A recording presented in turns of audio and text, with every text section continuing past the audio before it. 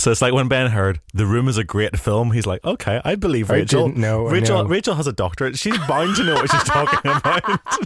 Oh, I'm sorry. Did you think I was like legitimately a great film?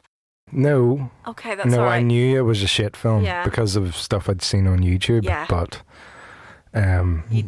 I don't know why. I'll just save it for this podcast thing. Okay. Yeah. Is Ben struggling to be pleasant to me at the minute? No, it's not you. It's just I just have this utter hatred for that film. Okay, bye. I did not hit her. It's not true. It's bullshit. I did not hit her. I did not. Oh, hi, Mark. Oh, hey, Johnny, what's up? I have a problem with Lisa. She said that I hit her. What? Well, did you? No, it's not true. Don't even ask. What's new with you? Well, I'm just sitting up here thinking, you know? I got a question for you. Yeah. You think girls like to cheat like guys do? What makes you say that? I don't know. I'm just thinking. I don't have to worry about that because Lisa's loyal to me. Yeah, man, you never know. People are very strange these days. I used to know a girl. She had a dozen guys. One of them found out about it, beat her up so bad she ended up in a hospital on Guerrero Street. What a story, Mark. Yeah, you can say that again. You're listening to CinePunked, interactive discussions for film lovers. This episode. Oh, hi, CinePunked. I'm Ben Simpson, and I'm joined by Dr. Rachael Kelly. Oh, hi, Rachel. I did not. And Robert J.E. Simpson. Oh, hi, Robert. I don't want to talk about it. Which actually is pretty much how I feel about this. We are only doing this show because Rachel has been at me for months about doing The Room. I am in so much trouble with my CinePunked collaborators this week. week. Oh, yes, you are. So, depending on when you're listening to this, you may be aware that James Franco has just directed and starred in a film called The Disaster Artist, which is basically a telling of the the production process behind this 2003 film, The Room. 2003? 2003. Really? Yeah. Because... oh my God. It has a reputation. The Room itself has a reputation now as being one of the worst films ever committed to celluloid. I believe it's called the Citizen Kane of bad movies. Yeah. And I think that's deserved. Yeah, I'm not so sure that he intended to craft this. Oh, he certainly didn't intend to create the Citizen Kane. He intended to create the Citizen Kane of movies. Yeah, I think it's a testament to the overwhelming power of self-belief and how that can go horribly, horribly wrong. Yeah, so in the car on the way up here to recording today, I feel I should just address this right now. I haven't seen Ben since he watched this. Oh, God. Oh. He's not very happy with you, Rachel. I'm actually genuinely concerned Ben is going to leap over the mics and murder me today. I want my hour and 36 minutes of my life back, please. But sadly, that will not happen. Oh my God. There's so many things wrong with this movie. Oh, there's so many things wrong with this movie. I don't think there's one single thing that's right about this movie. Except for the fact that it is the perfect storm of god-awfulness. And I think it becomes its own kind of glorious masterpiece just in how absolutely terrible it is. Remember, this is Dr. Rachael Kelly you're talking. Yeah. I've got a PhD in everything in film. Yeah, they need that PhD back. Was it University of Ulster? University of Ulster, yeah. Explains a lot. I have said repeatedly that this film has no redeeming qualities whatsoever. I think I may be a little bit unfair on that. I think that, certain aspects of the production in terms of how it looks, actually it's vaguely competent in terms of how it's shot. Well, you see, I think that is one of the reasons why it just works so well as a genuinely terrible film. I mean, we've all seen sort of these terrible sort of sophomoric efforts. I mean, I was once upon a time a film student. I have made my share of absolutely god-awful films, but they don't have anything like the kind of the I hesitate to say slickness, because I think when we're talking about The Room, that just has its own unpleasant quality to it. But it is a professional film. It's shot on 35mm. It's shot with a professional crew. A lot of the sort of the below the line crew were jobbing professionals in Hollywood. They knew what they were doing. It's just the above the line guy that just really didn't get it at all. And I think when something is that bad, you expect it to look like it's been made for £1.50. But this looks like a $6 million film. Because it was a $6 million film. It's just really, really bad in all creative senses. I mean, the cast are occasionally doing their best. But nothing could rescue that script. Do you know, literally nothing could make that look decent. And that's why I just love it so much. Rachel, to be fair, you are a bit of a fan of this film. And I love this film. I feel that actually it's only fair that you witness some of the rant that I received earlier on. Ben, tell me, I mean, you really enjoyed this 96 minutes of your life. I hated this movie. What's wrong with it? Dear listeners, if you could see Ben's face right now, he looks like a man who's recently received some devastating news. The devastating news is he has to watch The Room again. For one, the music sounded like it was from the 80s, right? It to me, I kind of work in music a bit and do recording and stuff like that, write music, and it just sounded like somebody had composed this, or maybe not even composed, ripped it off some website or something and placed it randomly. Like, there's bits whenever there are dialogue going on and there's this weird creepy music going on. I'm like, what is this? The music is one thing. It sounds like it's from the 80s. It looks like it's from the 80s. Like, the whole color of it, you know what I mean? It's got this weird, really warm color that you don't really expect from something that was supposedly shot 2003. I suspect that was probably something to do with the fact that he was trying to shoot on two different, completely different setups at the same time, and that different lighting setups required, and it's obviously going to look wrong. Yeah.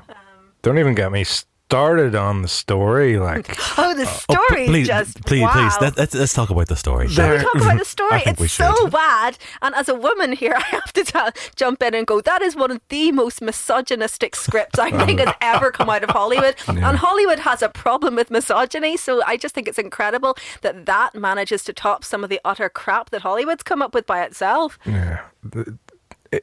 Even if you take that misogyny away, there is no coherent dialogue at all. It just sounds like gobbledygook whenever every scene.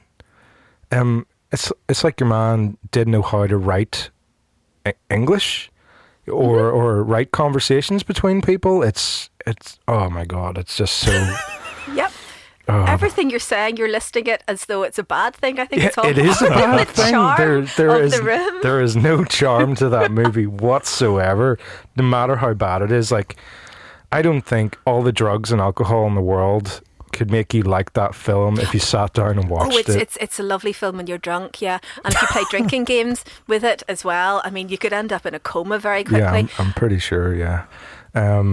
What else? Like, I mean, the script is so nonsensical. I mean, I realise... Yes, it's completely nonsensical. There is no coherent discussions or dialogue between characters. Is flawed on so many levels, but we're talking about things like, you know, the breast cancer storyline, for example. Storyline? Yes. You mean the one time it's mentioned and never referred to ever again? I'm pretty sure in the context of The Room, that's what counts as a storyline. What about Denny at the first? Let's talk about Denny. Let's talk about Denny. I think we should. Yes. Denny. Like, what a weird character. I mean, everything about that kid is just off. He's sort of your all-American sort of kid who plays luck. Yeah, who plays orphan, whatever. Yeah, parents is died. he? Who even knows? He's a pervert. Yeah. Who's a pervert who watches Johnny and Lisa? Guys. Yeah, watches Johnny and Lisa have sex. Also, selling or addicted to drugs. Yeah, which doesn't come back. There's that one scene. I think that was to maybe create some action, but who knows? We see that in itself is one of the reasons I find Denny quite a difficult character, because at the same on the one hand, he is able to go out there and sell drugs and act as he's a drug runner, basically. But he has this weird naivety about the whole sex thing. Yeah. I'm thinking, like, I don't buy your shtick. I don't buy that you don't know that they're about to bone and you want to watch them. I think you're reading far too much competence into the construction of this character. So, one of the things I have done is watch some of the adaptation for the stage of this. Oh, wonderful. Where they actually go and it's sort of, they are so self-aware now about these gaps in the sort of the storyline structure. They do kind of reason things out. So, for instance, Denny is very aware of what he's doing. He is incredibly acutely aware. He definitely is doing these things. It's quite deliberate. I mean, it's also turgid and terrible. It's on YouTube, listeners, if you really want to go and subject yourselves to. What would you put in the search bar if you wanted to watch some of this stuff? The Room play. Should get Okay. you. There's a really shoddy video that's taken from a live reading. Shoddy? Surely not. Oh yeah. Yeah, and Tommy plays Johnny all over again, and there's other sorts of people, but the audience are so. Tommy plays Johnny. Well, in the play. In the play as well, yeah. Here's a question. Tommy is only ever going to play Johnny. Yeah, who else could play Johnny other than Tommy Wiseau? James Franco. He's playing Tommy Wiseau, playing Johnny though. And he's very good at it. He's magnificent. He's absolutely spellbinding. But could anybody else actually play that character? I mean, it's iconically now a Tommy Wiseau character. Anybody else doing it is doing Tommy Wiseau doing that character, surely. It's a peculiar one. I do want to kind of us to have a wee chat about sort of the cult of Tommy Wiseau in a bit. Keep bearing in mind time constraints and everything else. I want to think as well about the storyline structure. Now, you were at me earlier about the ending of the film, Ben. Right, spoilers. If anybody didn't know, we do spoilers on the show. He's getting very good, isn't he? He shoots himself. Right, that to be honest, I did not see that coming. But then you look at the reaction of Mark and what's the girl's name? Lisa. Of course. You look at their reaction. Johnny's best friend has just walked in and sees his best friend lying dead. He's committed suicide on the floor, and his reaction is like, what reaction? There is no reaction. And Lisa, she's gurning and all. And she's the main cause of all this as well. But her reaction, and then them two is like, oh, Lisa, we can, says to Mark, we can be together, we're free of Johnny now. And then Mark's like, get away from me, you tramp. And then Denny runs in, and then he's just, go, leave us alone, get out of here. And then they walk to the stairs, stand and look at him, and then come back. It's just... See, you're thinking all very, very rationally. Yes, you are trying to make something make sense that doesn't make any sense. Even the reactions, it's so bad. Like the act, like if your best friend, you walked in and you just seen your best friend had to commit suicide, you'd be devastated. You're not aware of how this film was meant to end originally, are you? Oh. No. Was there an alternate ending? There was an even better alternate ending that he just couldn't work out how to film. So he's going to shoot everyone? No. It's right. You know the way you're trying to make this make sense? Yeah. Over to you, Robert. So Johnny, right, was going to be a vampire and drive off into the San Francisco skyline in his flying car. No word of a lie. Yeah. What? Wouldn't that have been a better movie? I mean, actually, it would have been the same movie, though. Let's be honest. It would have been. But what a payoff! What a payoff! By that point, it wouldn't even have been that weird that he was a vampire with a flying car. He was walking in daylight and stuff. Was he old school vampire? Was he new school vampire? Again, you're trying to make this make sense. You're trying to impose some kind of reason. No, never try and make it make sense. Oh God! Right. I wish that people could see your face, Ben. Then what about these sex scenes? The first 5, 7 minutes into the movie, Lisa and Johnny are bucking, Yeah, right? with his big hairy arse. Yeah, I wasn't paying attention to his arse, but like I was thinking to myself, how big is your dick? Like, look at the way you're. Like, Yeah. adults know how to, what's the word? Well, it's that line, that lovely line from The Disaster Artist. You know, he does know where her vagina is, doesn't he? Why is he fucking her belly button? Yeah, exactly.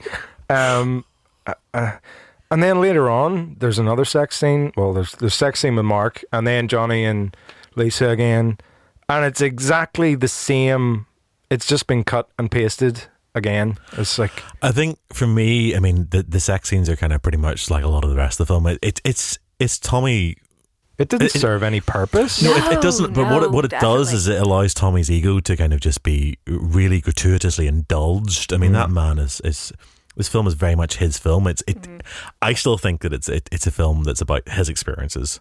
Somebody yeah. went and screwed him over. Absolutely. He feels. I'm pretty sure that's. I don't know if it's actually confirmed or not, but I think that's the opinion of most of the cast these days is that somebody really screwed him over, or he perceived them to have screwed him over. Yeah, the Disaster Artist kind of more spoilers suggests that Lisa is basically the embodiment of the universe, and Tommy just feels that everyone's out to get him.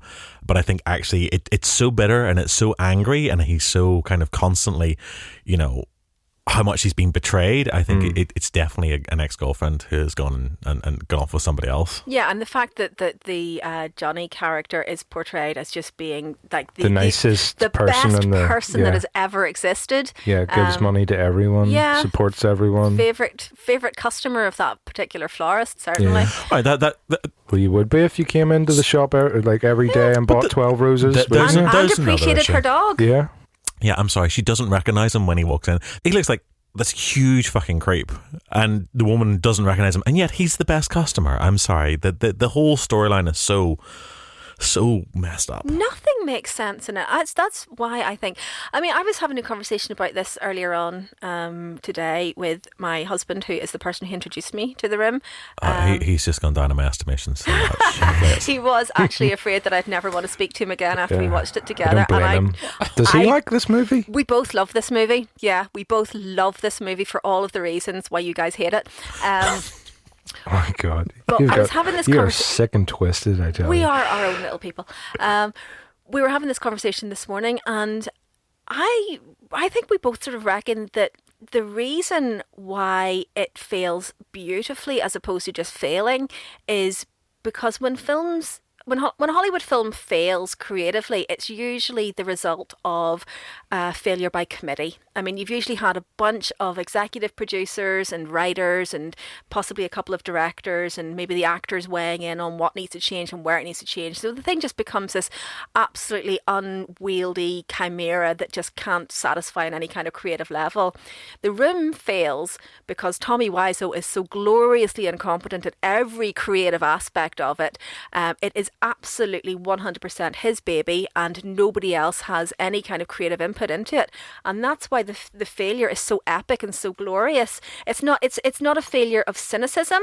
It's not a failure of, dear God, we must make this movie make money at all costs. It's a failure of just his passion completely obscuring the fact that he can't do any of these things. Except he can, because the man is minted. Yes, he's minted, so he doesn't have to care what anybody else says. Well, I mean, it's a pretty good example of how films get made in Hollywood. If you've got the money, which How he did. did he back this movie So himself? So now we're going to get into the Tommy Oh, Wiseau the mythology, mystery, yes. the mythos, the myth. I mean, it's a myth now because it's down that bloody book. Well, I think we're talking about sort of mythos rather than myth. I mean, or mystery. I mean, the idea for most people, I mean, the Disaster Artist kind of finishes up with this line like, nobody really knows how old Tommy is. Nobody knows where he's from. He's just this kind of weird figure. Nobody knows where he gets his money from. Yeah. Nobody really knows anything about his backstory. So,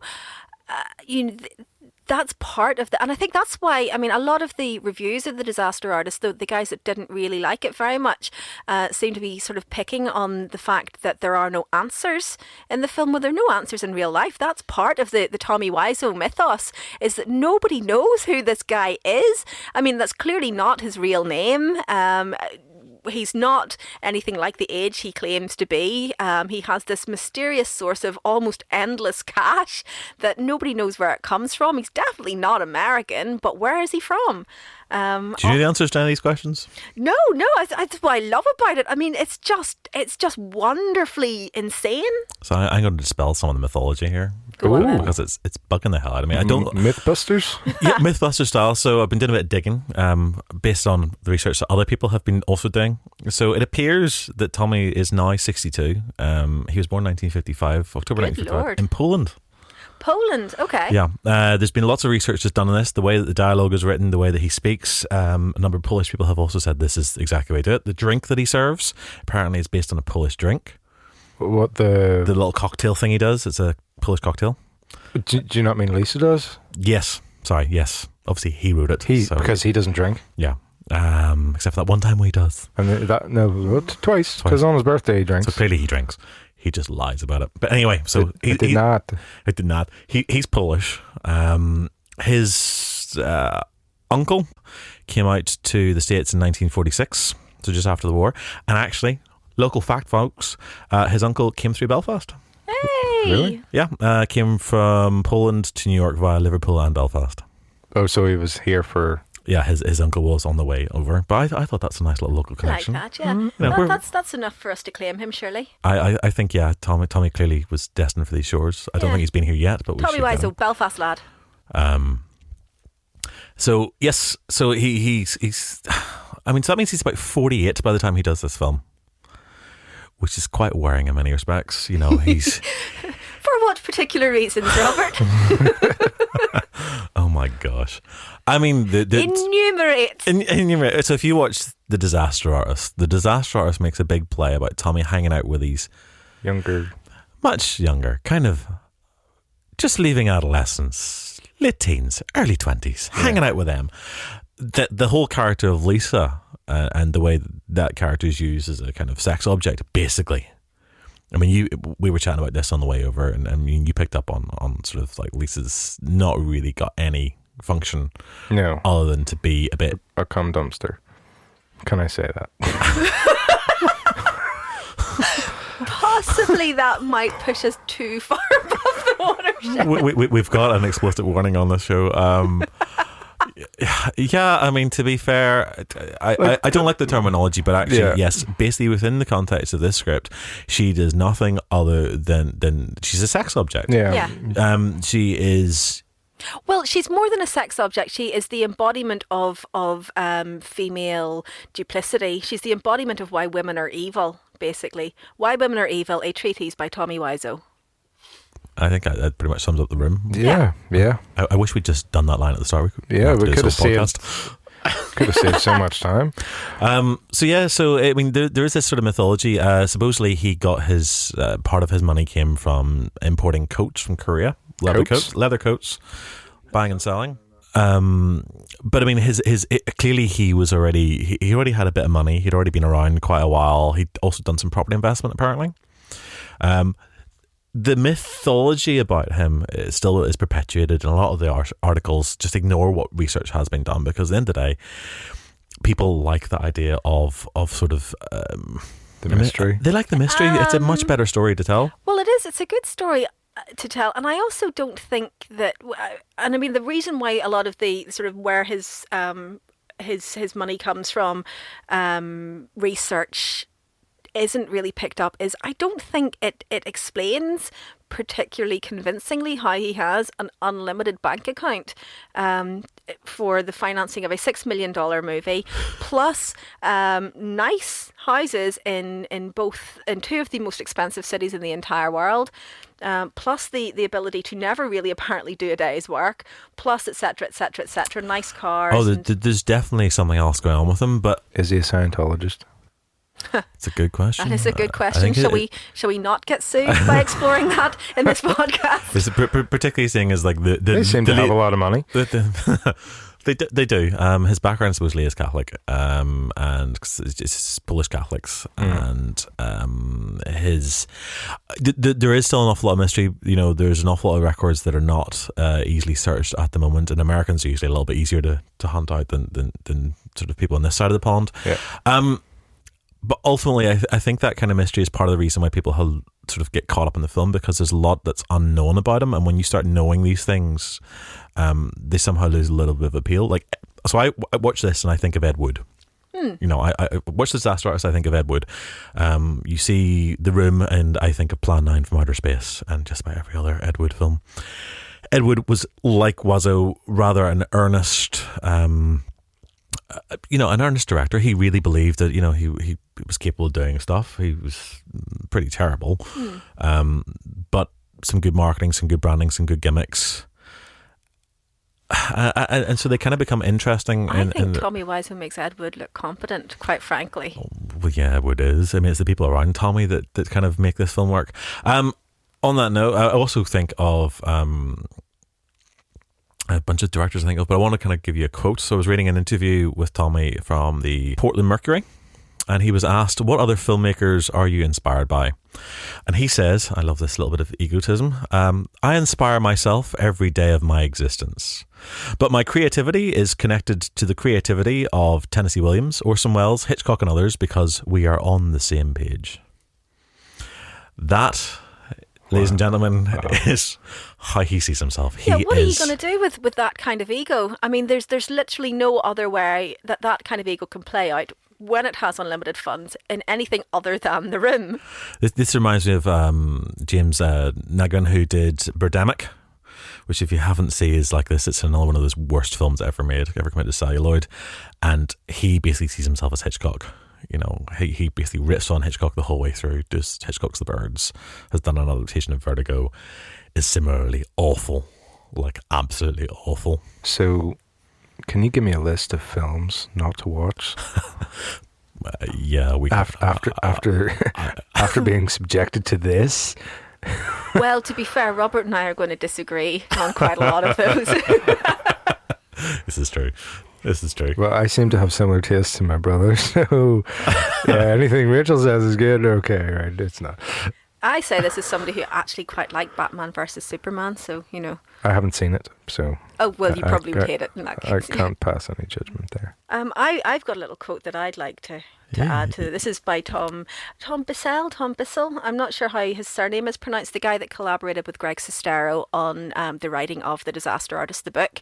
I think this sums up to me The Room and why I enjoy it so much. He says, it is like a movie made by an alien who has never seen a movie but has had movies thoroughly explained to him. There's not often that a work of film has every creative decision that's made in it on a moment-by-moment basis seemingly be the wrong one. The Room, to me, shatters the distinction between good and bad. Do I think it's a good movie? No. Do I think it's a strong movie that moves me on the level that art normally moves me? Absolutely not. But I can't say it's bad because it's so watchable. It's so fun. It's brought me so much joy. How can something that's bad do those things for me? That's how I feel about The Room.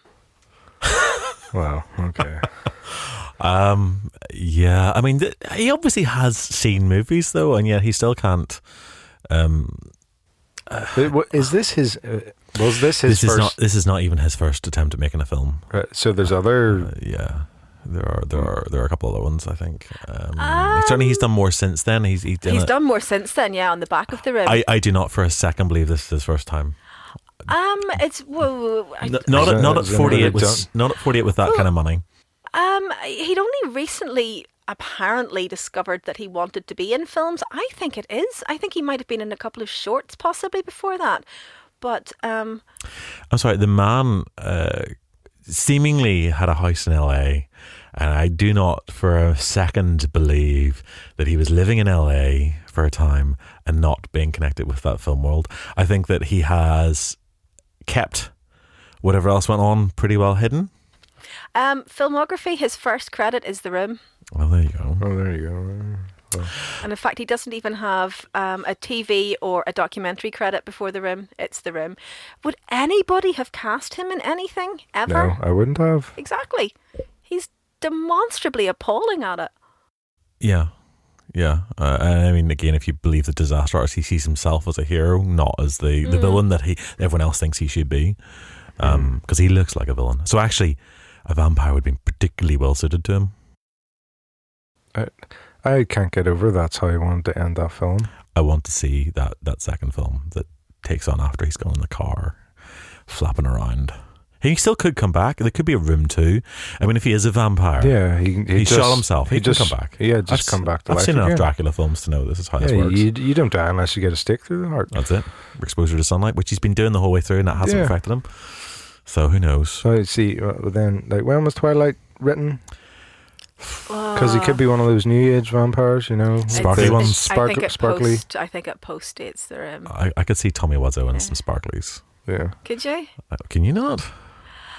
I kind of don't want to. I kind of want The Room to remain this perfect, precious specimen of just. I don't want to know what happens next. So I want that to be it. Ready? And action.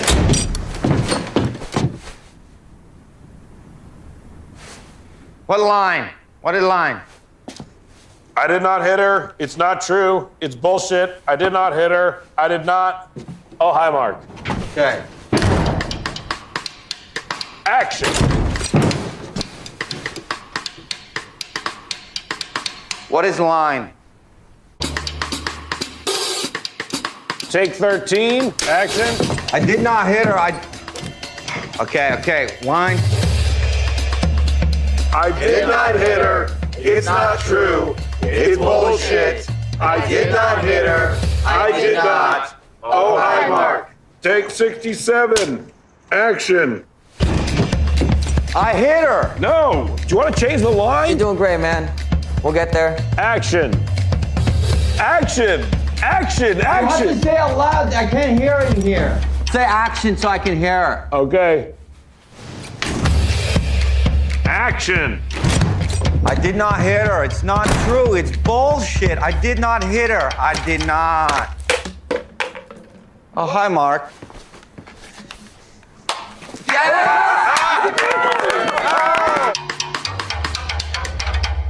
Speaking of this perfect special specimen, have you seen The Room with an audience?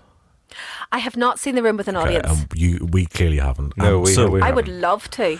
So this is one of the things. I mean, The Room, I gather, has garnered some reputation for being the latest in sort of the latest cult in interactive cinema experiences. Now, I don't know, Ben, if you have ever been to a film that has an interactive element. Never. I sure have. You have. So most people, their experience is going to be Rocky Horror Picture Show at some point with its shadow casts. And if you're really lucky, doesn't happen in Northern Ireland because basically our cinemas are too posh. But if you go somewhere else, like they'll chuck stuff and this organic material being thrown around a flea pit. I'm sure I saw an interactive Rocky Horror Picture Show screening at the Grand Opera House, or maybe it was just a sing along. It's usually there's It just wasn't a full interactive. well, Rocky Horror is usually a shadow cast that are doing kind of the wisecracks, and there'll be some stuff. But I've always heard about them, and I saw a couple of years ago in Paris a shadow cast there, but it was like throwing the rice, it was throwing the water, it was the full works in the dingiest of cinemas I think I've ever gone into. That's kind of fun. Birdemic I saw in Bradford about that must be a decade ago now, and we were all given coat hangers because there's a scene where basically these birds are attacking and they fight back using coat hangers. Right. So we were given the coat hangers signed by the director, and we're kind of fighting back as the birds come on to the film at that certain point. That doesn't sound as much fun as Rocky Horror Show or The Room. It's actually. not. The Room, okay, so Yeah. remind us what happens for audiences in the room watching this. You throw spoons at the screen. You throw plastic spoons at the screen because there is a picture in the room, in the living room that they occupy, of a spoon. Really? A framed picture of a spoon for no reason whatsoever. It's just there. I'd heard that basically somebody forgot to get photographs for the frames, so what they had to do instead was use spoons. Spoons? They put spoons Okay. in the frame instead. And $6 million And didn't have a photograph of himself. Oh, come on. It's $6 million on one of the most incompetent anyway.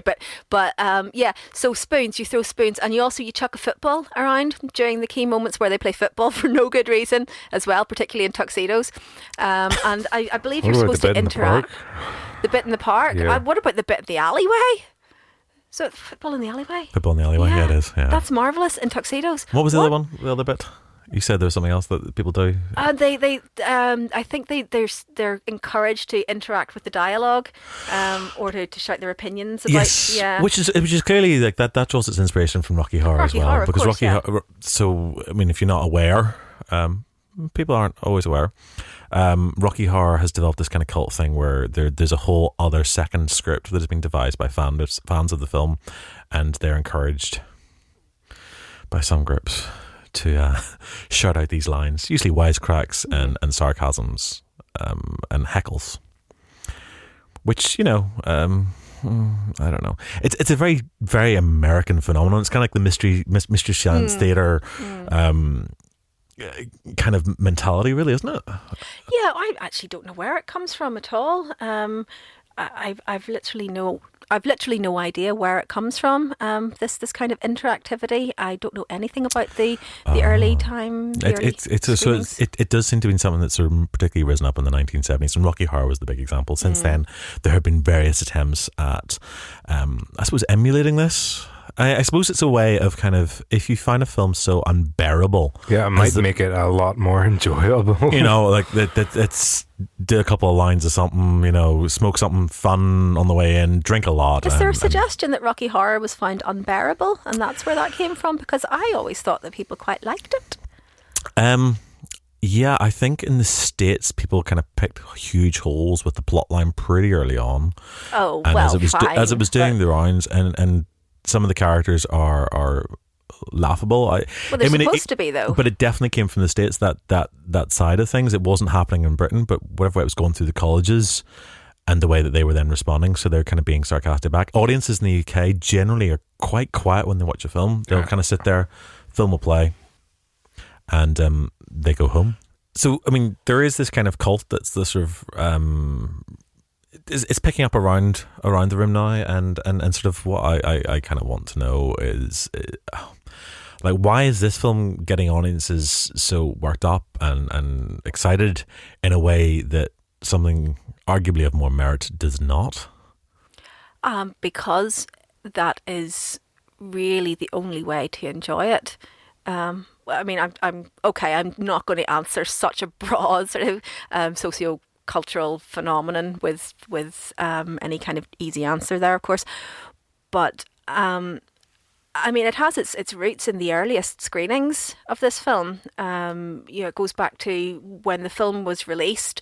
He couldn't get a distributor for it because it's manifestly dreadful, and so he paid to keep it in a theatre in Los Angeles for the 2 weeks that it would require the film to have been shown for it to be eligible for Oscar consideration.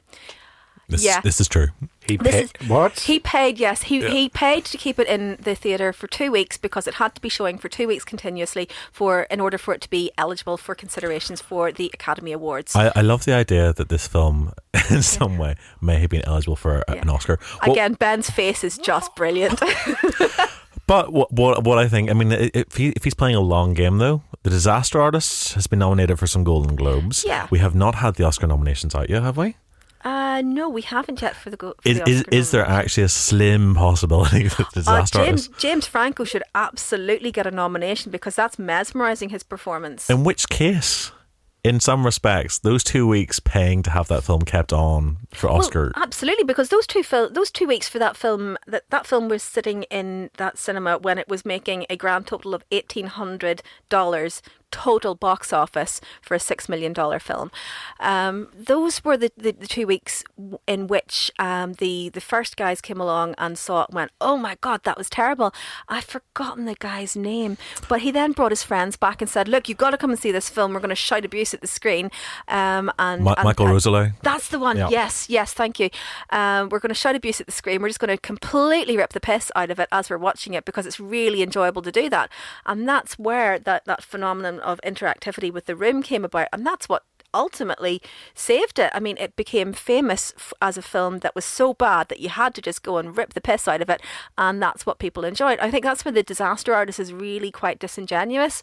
They imply that it's immediately a success in as much as people hated it so hard that they loved it. Absolutely not what happened at all. People just hated it. There was a sign in the cinema saying no refunds, and apparently below the sign they had a quote from a review of the film which said it's like being stabbed repeatedly in the head. So, you know, it was hated. It wasn't even hated in a good way when it was released. It was just hated. And it took this Michael Russo just to go along and basically discover a way to enjoy it. And I think sometimes all it takes is one person to go, but see it through this lens, tilt your head slightly to this degree, watch it from this angle, and you've actually got a piece of cinematic work that is enjoyable on a completely different level. I mean, it's interesting because I mean, I've met and interviewed Michael, and he. I mean, for whatever he sees in this film, and whatever you see in this film, that I still cannot see. This is a bad film that was probably made intentionally as a good film, yes, but is terrible. Michael has actually taken this a step further, and he's made a deliberately bad film called Dude Bro Party Massacre 3, which I recommend. Actually, it's much better than it sounds. And you know, they cast Greg as well. So Greg's in that film. That's right, yes. So that's yes, Mark that's and Mark in That's what I was going to say. Have any of the actors in this movie got work from being in this movie? Yeah, I think they have. Maybe not heaps of work. But as far as I'm aware, really the only person who's got work on the back of the movie is Tommy and Greg.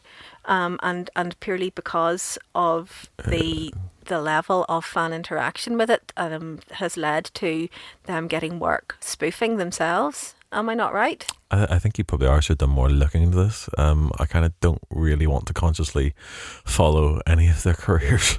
To be fair. I think that's unfair to Greg Sestero. I think he was a serious actor, remains a serious actor, and sort of. I suppose you got to work with what you're given, and if you're given a terrible script, he didn't want to be in the film. He wasn't supposed to be in the film. No, awful direction and stuff. I mean, Greg, I don't mind. I don't mind, and I can't remember her name. The girl that plays Lisa.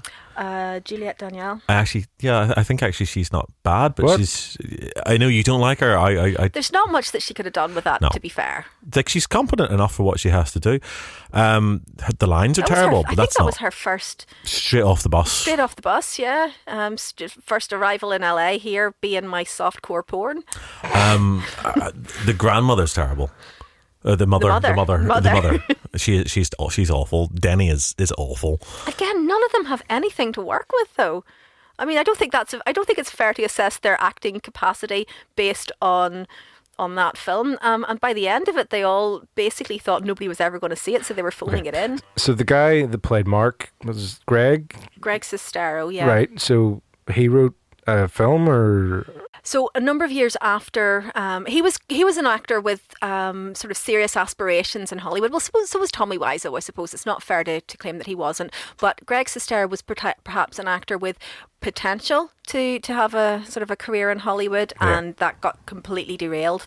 Because of this movie? By the movie, yes. It being sort of his major credit. So a number of years after, I think around about 2011 thereabouts, he wrote a book with sort of a journalist guy, Tom Bissell, and they wrote a book called The Disaster Artist about his experiences of making The Room, on the back of the sort of the enormous popularity that the film had got on kind of the cult circuit and the midnight circuit. Yeah. And that's the book that's recently just been adapted into this film, The Disaster Artist, which has just been released last month. Does he star in this? No, it's actually one of the things I think that they're missing out on. He should have played himself in the film, but instead. Do you think he'd be too old to play himself now? Although I suppose to be fair, enough, I mean, Tommy is how old?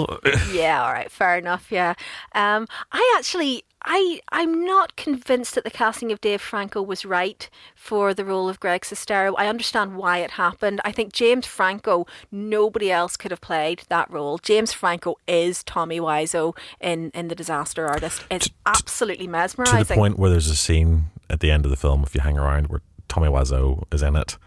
And Tommy, the actual Tommy, the actual Tommy, and James Franco doing are kind a of Johnny Depp look for some reason. Yeah, it's weird. It's but they basically have a share scene together, and it's pretty spot on. Yeah. There's also, if you stay around and watch the end credits, the side-by-side comparisons of the scenes from The Room and the scenes as they shot them in The Disaster Artist, it's actually incredible. It's very acutely observed. Have they done the whole... What I'd love to know is, have they actually shot the whole film again?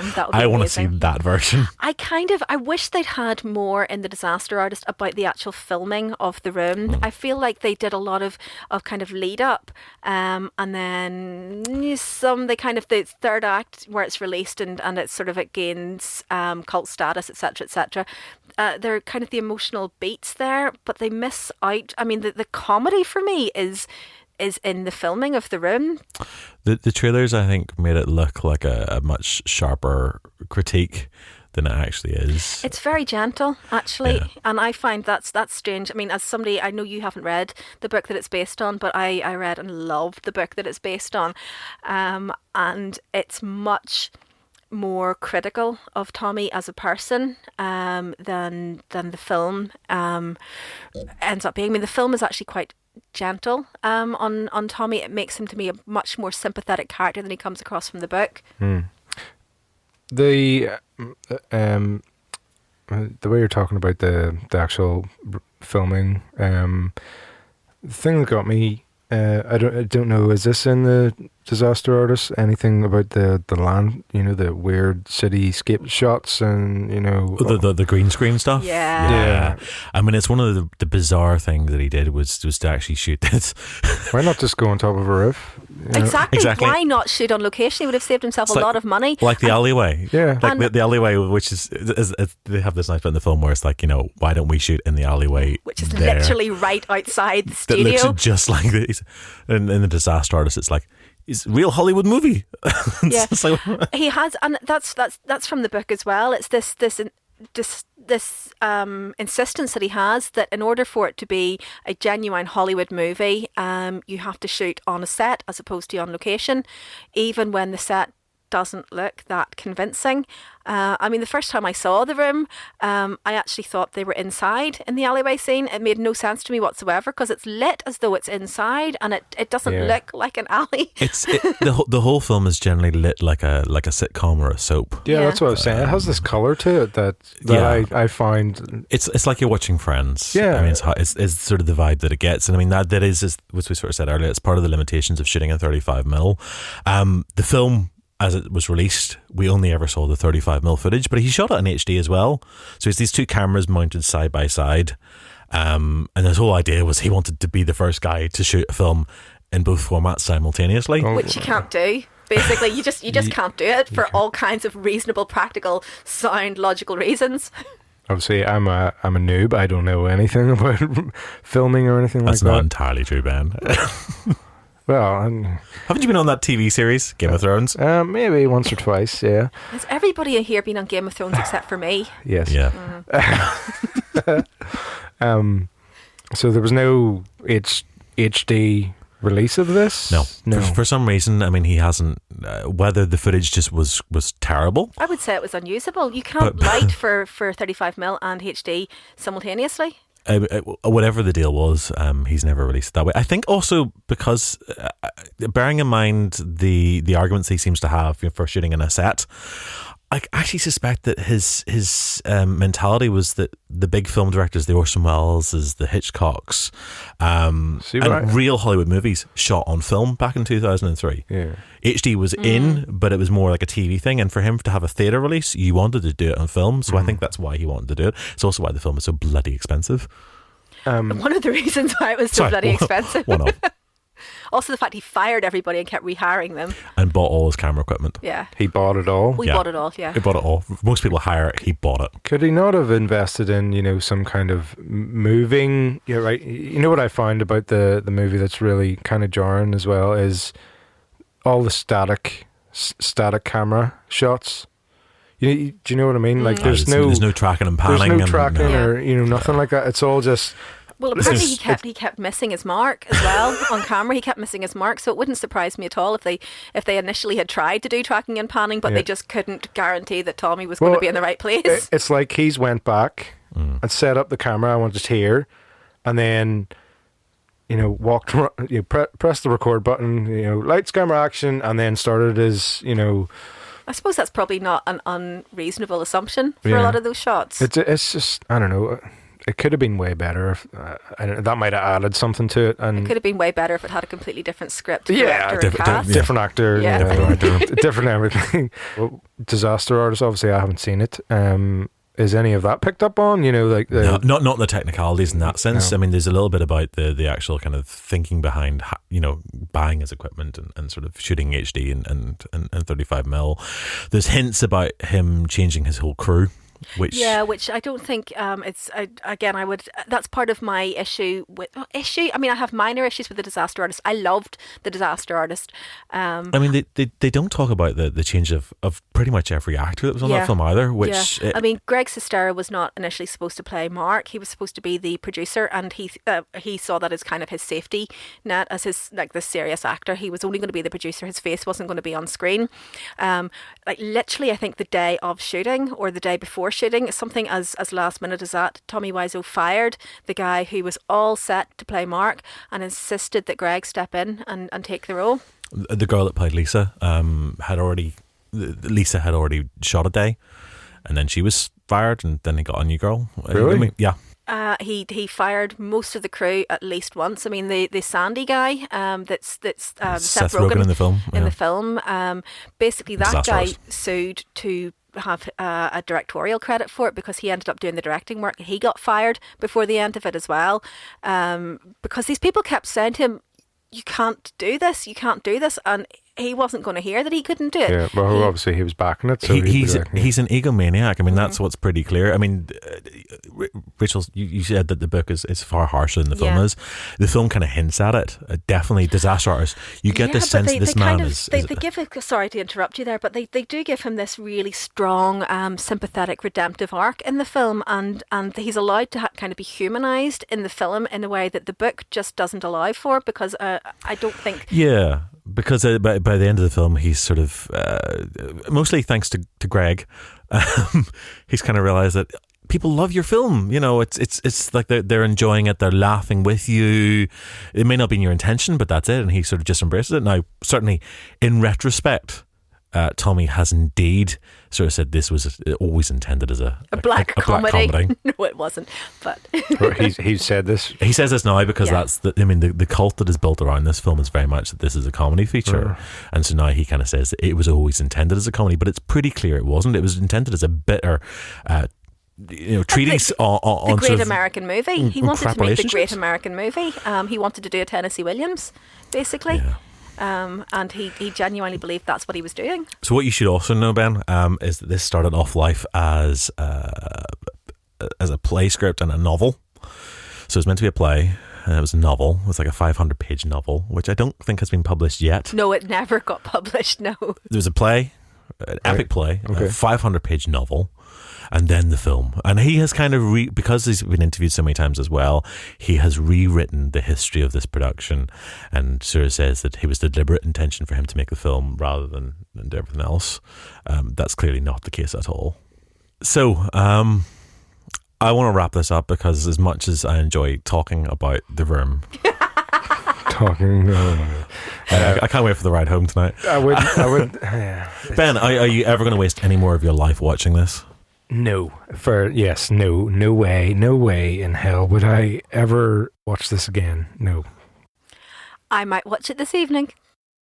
I would say to people, don't bother watching The Room. Do pick up The Disaster Artist at some point. It's a fascinating little film. It's a nice wee film. Oh, also play the video game of The Room. Oh, I saw that, yeah. There's a video game? That's great crack. It's one of those 16-bit kind of choose your own adventure type things. It's enormous crack. You've got to collect spoons. Okay. Finally, look, you've piqued his interest. That's the first time I do like video games, but first time all show Ben has actually kind of started looking pleased. That just surprises me. You know, somebody's went out of their way to make a video game on this. That's the level of love people have for this film. So regardless of sort of how you actually feel about the film, there's genuinely a lot of love for it, for whatever insane reason that people do. They do love it. Tommy Wiseau obviously has built his own mythology, and he will continue to do so. And I think, you know, I don't think anything is ever going to reach this sort of peak, but it's been interesting to kind of be part of. I think next show we will come back down to something a little bit more cerebral and classic and sensible. I think next show I'm getting severely punished with a film that I hate. I can't guarantee it, but I think it is my turn next time, isn't it? Oh dear. I can't wait till I get my turn. So thank you very much, folks, for listening yet again. I'm Robert J. Simpson, and of course we've been joined today by Dr. Rachael Kelly. Thank you. And Ben Simpson. Thanks very much. And don't forget to interact with us on the World Wide Web. We are out there now. We are on Twitter at CinePunked. We have a website, www.cinepunked.com, and you'll find us on Facebook and other places as well. If you have any thoughts, fire them through. If you love The Room, tell me. Tell Rachel. Spare the rest of us. And we would like to hear your thoughts and comments on The Room. I would like to read some of those. See if anyone shares my hate or not. Back me up here, guys. I've been defending this film all the way through this podcast with two men who completely detest it. So, join us again next time. Subscribe to us, iTunes, everywhere else. You know the drill by now. Talk to you soon. These are for you. The best movie of the year. I don't love him anymore. Johnny's my best friend. This will be our secret. Experience this quirky new black comedy. You have my money, right? I treat you like a princess, and you stab me in the back. It's a riot. You are tearing me apart, Lisa! A film with the passion of Tennessee Williams. The Room. Directed by Tommy Wiseau. Rated R. Experience this quirky new black comedy. Coming soon near you.